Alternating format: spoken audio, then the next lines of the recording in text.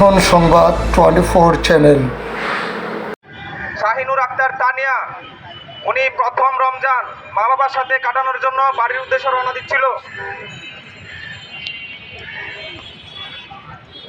পথে কিশোরগঞ্জের কটিয়াদিতে ওনাকে বাসের ড্রাইভার হেল্পার সহ অন্যান্য স্টাফরা নির্মমভাবে ধর্ষণ পর হত্যা করা হয়।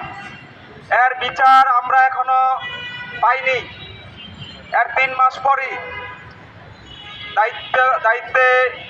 দায়িত্বকালীন কর্মকর্তা উনি তদন্ত করে সবকিছু ভিজুয়াল হওয়ার পরও আমরা এই বিচার দৃষ্টিগোচর দেখতে পাচ্ছি না। অবিলম্বে আমরা তানিয়া হত্যার বিচার সহ চলমান সকল নারী যৌন সহিংসতার সুষ্ঠু বিচার দাবি জানাচ্ছি এবং শুধু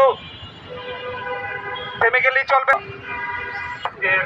নারী নির্যাতন, নারী ও শিশু ধর্ষণ এবং যৌন নিপীড়নের বিরুদ্ধে আয়োজিত প্রতিবাদী সমাবেশ এবং মানববন্ধনে আমার যে সহযোদ্ধারা উপস্থিত আছেন, আমার শ্রদ্ধেয় শিক্ষক মণ্ডলীগণ উপস্থিত আছেন, আপনাদের সবাইকে আমি সালাম জানাই। আসসালামু আলাইকুম।